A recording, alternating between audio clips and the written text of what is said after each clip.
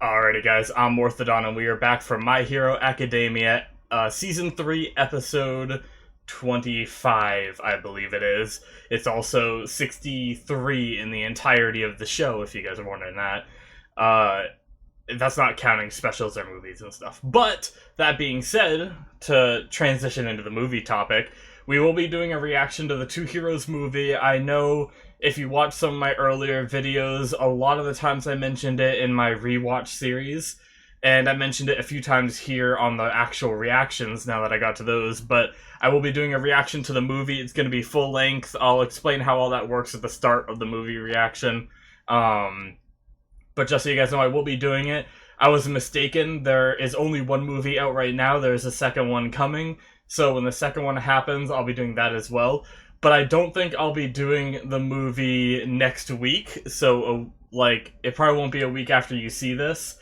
It'll probably be the following week after that. I think I'll take a short little break to kind of prepare myself for... I have, a very busy week next week. On top of the fact that that's, going to be me recording for an hour and a half, which, the minimum, which is probably almost, doing 3 episodes at once, which, I just want to be prepared and everything. And, like I said, I'm going to be busy, so I don't want to be, rushing it and feeling overwhelmed and stuff. So, gonna take a 1 week little break, but then I'll be back with the movie. It's not a big deal since we have to wait for the next season to start anyways, in October, which is what's going to happen. There's just going to be nothing on my Wednesday slot until the movie comes, because there's nothing that will fit in that gap. So, yeah, that's how that's going to go. But yeah, guys, sorry about all that. The last episode, we got to meet, Twice, who I accidentally called Dobby a lot, I think, in the discussion. Apologize for that again. I apologize in the discussion as well, because I realized it, halfway through. I don't think I mentioned it in the reaction at all, but if I did, I apologize for that as well. And then also, we got to meet the big 3, barely. We met one of them a little more than the rest, but it looks like we might get a lot more of that in this last episode. They're really going to explain, what's happening at the beginning of the next season, I think. So, without further ado, guys, let's jump into it before I run out of breath and sound like an idiot gasping for air. Alrighty, guys, so like usual, there's going to be a Vimeo link down in the description. You guys can click that. It'll bring you directly to the reaction. Very easy, 1 click away, should bring you right to the video. If it doesn't, please let me know in the comments, and I will make sure I try to fix it. But for the most part, unless I make a mistake, it should all be running nice and smooth. But yeah, guys, so go ahead and click that link right now, and then come back here for the discussion afterwards. Go crazy!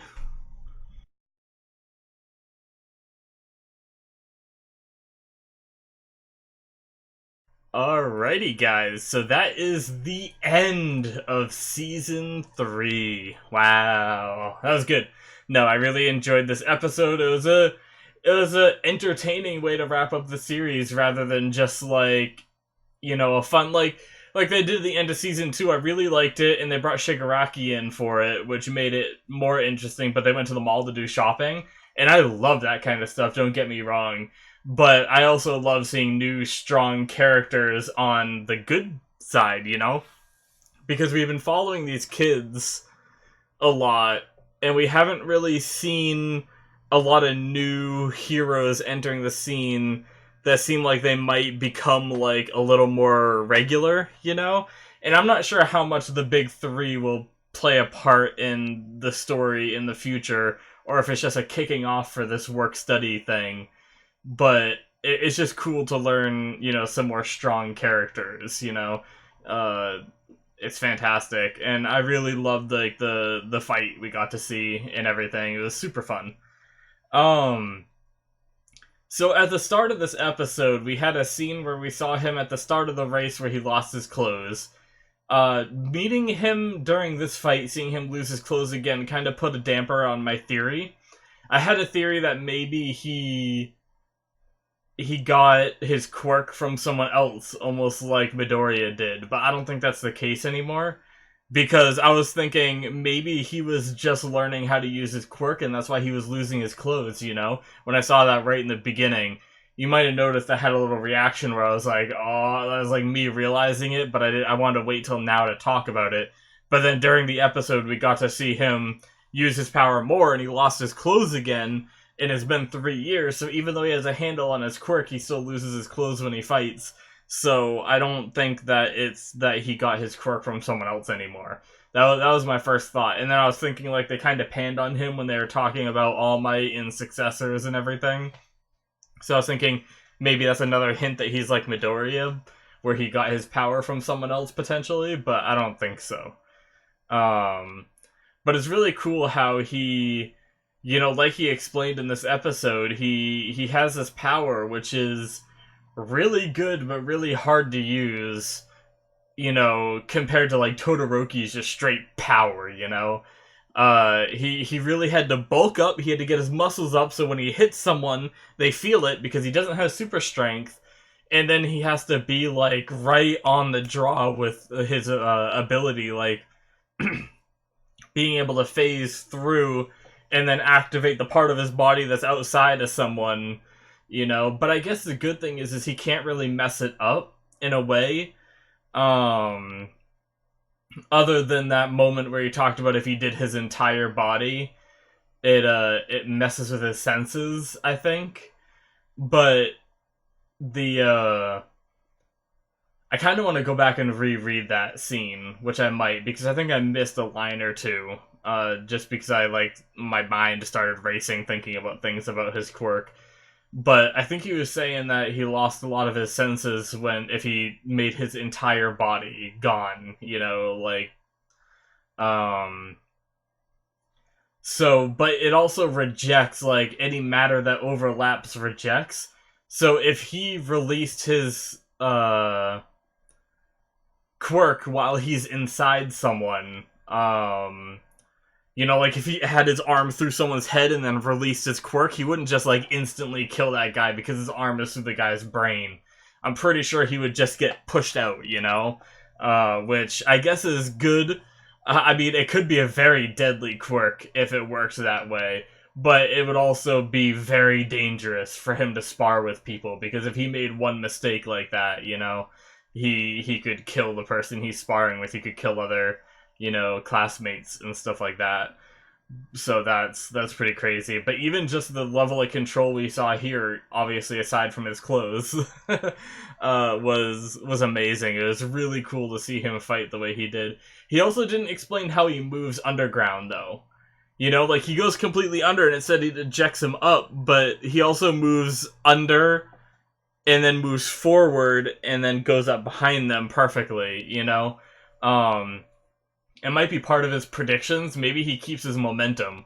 So he's full running, and he goes under, and he keeps that momentum from when he's full running, and just kind of, like, swoops down under, and then releases it, and that's where his predictions come in, where he has to try to figure out, the speed he's moving, how fast he's traveling, and when he's gonna be behind them, where he doesn't just, like, pop up in the middle of them and stuff, which is, like, quite a feat in general, so he just has to be, like, really smart. And it reminds me a lot of Midoriya, where Midoriya would break his bones, he had to be very clever, using moves he, thought of other people and everything. And even, this guy, one of the big three, I think his name was, like, Mirio, or something like that. I don't remember his other name. The girl called him at one, like, his last name, and then his friend called him his first name, I believe. The shy guy, it seemed like he knew him since he was a kid, so called him his first name.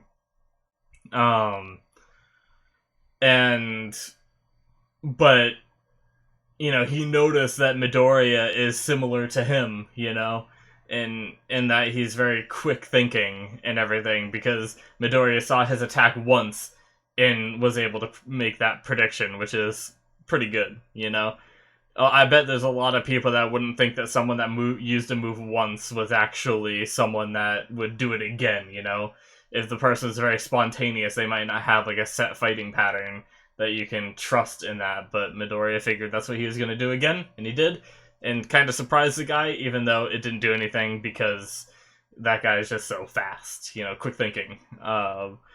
But that was really cool, and they did a good job of explaining, to us, the audience, as well as the students, why these work studies are important, so it doesn't just feel like another internship, we get to see that they're going to be doing actual villain work where, you know, they got yelled at for engaging before too much. They had to stay very, very minor. They got a little taste of what being a hero was like, but they really only got to observe. Now they get to take action now that they have their provisional licenses and everything. So we get to see how, you know, this work study thing is going to be very cool, I think. I'm going to enjoy it a lot. It's going to be cool if we get to see Midoriya go to Gran Torino, but I'm pretty sure Gran Torino already said he's working on something else, so he's not going to be able to. So I'm really curious who Midoriya is going to be going with. It seems like it's going to be All Might's sidekick, which I'm wondering if it's the same person that Mirio was talking about, and sorry if I'm saying his name wrong. But the blonde big three guy, he said, I think Sir would really like him. But then, towards the end of the episode, we had that one water-looking chick run in and say, Sir, this and that. Now, Sir is obviously just a way you refer to someone that's above you in, like, standing kind of thing. Not even just that, like, you could just, someone that you don't want to say their name, you know, you say, like, Sir, ma'am, you know, stuff like that. Like, it's just a respectful way to address someone. So that could be a completely different person. But they also showed him right after saying All Might's successor. So maybe there's some kind of connection between... Not All Might's successor, I'm very sorry. All Might's sidekick. So maybe there's some kind of connection between All Might's sidekick, the Sir guy we saw at the end of the episode, and the Sir guy that the blonde guy mentioned. You know, maybe, I'm thinking they mentioned that Mirio wanted to train under a certain hero. I'm guessing that was All Might. That's why All Might saw his, that's why that whole thing was panning to the back of Mirio's head during the successor talk, last episode. Because, imagine, you know, he's a lot like Midoriya. He's probably the kind of person that All Might would have picked for his successor, right? I imagine so. So that was probably, if All Might got to meet him prior, that was probably someone on All Might's mind. Someone who worked really hard for what he achieved. Even though he had a quirk, it wasn't an amazing one, and he just made it work for him. Imagine mixing that quirk with One for All, right? Like, that'd be insane. He'd have extremely strong punches while also being able to phase any hits that are coming at him through him, you know? And there might be some, like, insane stuff you could do if he got that. And granted, you know, Mirio probably doesn't know, I mean, unless it's another person that knows the secret that we weren't told about, kind of like Gran Torino originally was, then, you know, Mirio doesn't know what he missed out on. Even though Mirio wanted to train under All Might, it doesn't mean that he knew about All Might's, you know, power and stuff. He probably just respected him. And that's me still speculating that it's All Might that Mirio wants to train under. That's just all based off what I've, you know, perceived from the episode and what I'd assume they're talking about. But that was really cool. I really enjoyed the episode. It flew by, too. I really like the shy guy that has kind of like the stage fright, tried to picture everybody as potatoes to try to make sure, or try to calm himself down. It didn't work. I'm the same way. I actually, a quick little story about myself. When I was in, you know, high school mostly, middle school sometimes, we'd have to do presentations where we had to present our projects in front of the class that we worked on. And I got so scared at that, just even the thought of doing that I'd break down, I'd almost throw up, and it was bad. And so I'd go to my teachers after class and say, can I just present this to you? Even that scares me, but I'm not good at being in front of people, you know, like, and I explained to them exactly how I feel and everything. And they a lot of the times they would let me present to them after class or something, or after school, and that way I wouldn't have to present in front of the class, because I just have really bad anxiety issues. I'm not good in front of a lot of people that are looking back. Obviously, you know, I've kind of grown into my own where I'm able to do these videos, because obviously there's no one looking back at me right now. You know, the only thing I'm looking at is a little webcam. Like, I know that, you know, some of you guys watch this stuff, and and all that, but it doesn't bother me as much as doing it in person, strangely enough. And also, I'm not reading from a script. I'm also very bad at reading from a script. You know, I just go into all this stuff without any kind of pre-planning, really. I have my kind of same thing that I say towards the beginning, which usually is kind of the same, and then I have my whole like speech at the end about like subscribing and stuff, but most of that is just memorized at that point and not a big deal. But either way, I'm getting really off topic. Sorry about that. That was just a little story from my childhood. Uh, but yeah, oh man. But this season, I guess, I think I touched base on most of what I wanted to talk about this episode here. Let me skip through the episode before I move on, um, and see if there's anything I kind of missed. That girl is crazy. I want to know more about her. The blue-haired big three girl. She seems like a nice person, but she also just doesn't seem like she is. She seems a different kind of social awkward than the other guy, you know, where the other guy can't even talk to the people, but she talks to the people, but she talks too much. You know, she says like she has no filter, right? Like normal people would be like, "Oh, that guy has a burn on his eye. I wonder what happened." But they don't say that out loud, and she just says it out loud. You know, same with how she addressed a lot of other people. You know, it was just questions about things that might be sensitive topics. Doop doop doop doop doo. And we're getting to the fight. Yeah, I just kind of wanted to skip through real fast. I missed some stuff in my fairy tale episode that I did, and I'm kind of sad about that, so that's why I'm doing this. I don't want to miss some, like... My memory is pretty bad, so... Sometimes I will miss a very key moment and not talk about it, and then when I'm editing, I'm like, oh crap, I didn't talk about that. Alright, I'm like a little over halfway through the episode. Sorry guys, I'm going. I loved his power thing. He's like every time he like took it down a bunch of people, was like, power!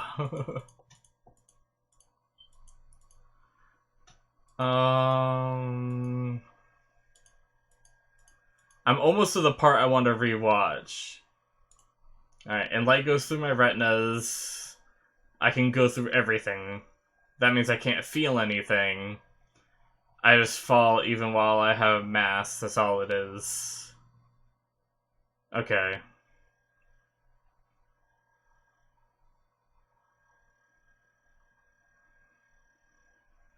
Okay, so I think I get that more. It's not because he... It's mainly because if he released everything when he went through a wall, if he was standing on one side of the wall, right? I was a little confused by this because I missed a little bit of it. But if he stands on one side of the wall and activates his quirk throughout his entire body, he'd just fall into the ground. He wouldn't be able to walk through the wall. So that's why he activates it in one leg, steps through the wall, activates it on the other leg, and then steps through the wall with his back leg. That makes a lot of sense. It's actually a really cool way to explain it. My bad for not understanding that the first time, and talking earlier out of my ass about some other shit that I said. But yeah, that's really cool. Alrighty. The rest of this was mainly talking about the work study back in class and stuff like that. They talked about the s3e, which I mentioned. Bakugo. I guess I could mention Bakugo. Poor Bakugo missed that entire thing. He didn't even get to see the fight. Like, at least Todoroki got to see it, but because Bakugo was on house arrest because of his fight with Midoriya still, he missed all of that. And I mentioned that last episode where they said, like, alright, Midoriya's back, let's talk about this. And I'm like, what about Bakugo? Poor guy. This stinks. But yeah, Midoriya is a lot more inspired, seems like, to gain more experience and everything. He's trying to make some contacts, try to make sure he gets to be a part of this work study thing, which is pretty cool, him being so proactive about it.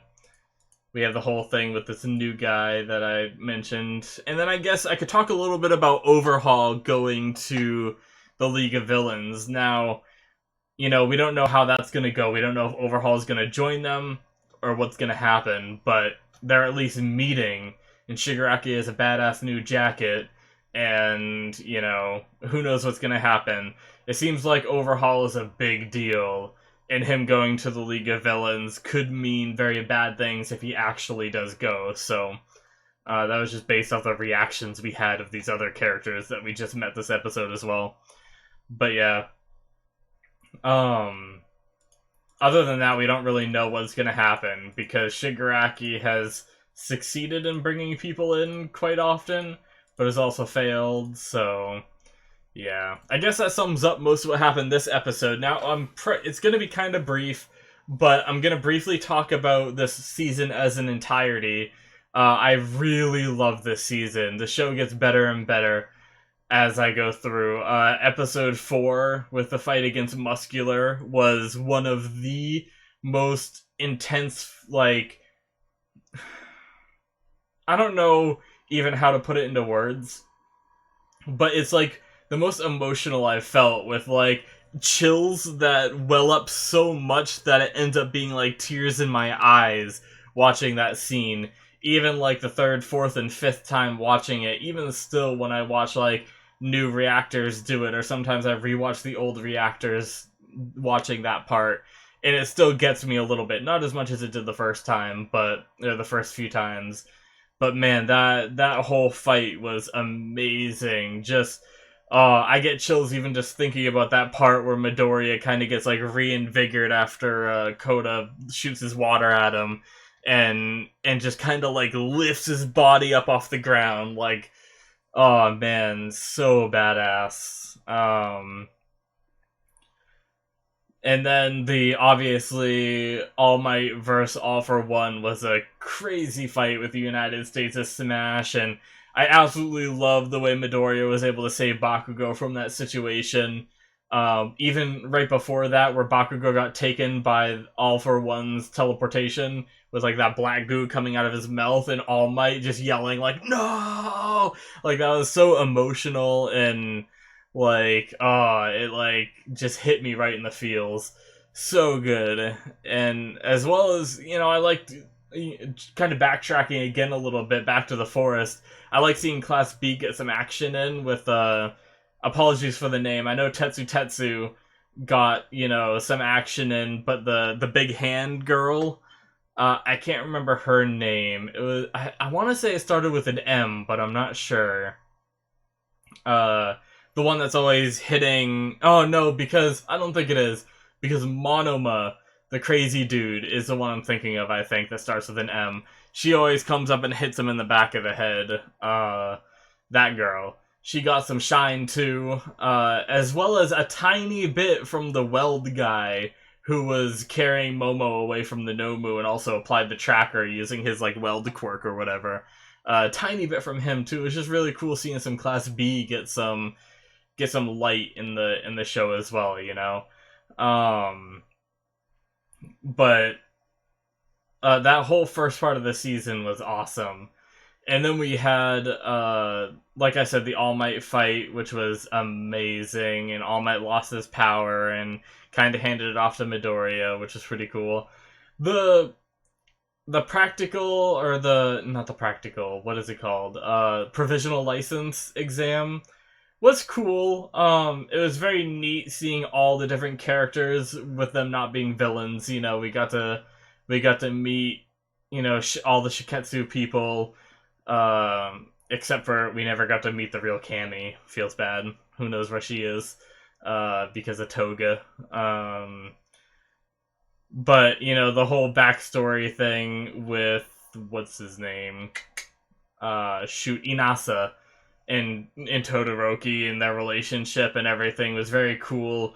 I love the way they, kind of got past their own difficulties pretty quickly in order to get the job done, even though they kind of messed up in the beginning, but they learned from that very quickly, which was nice.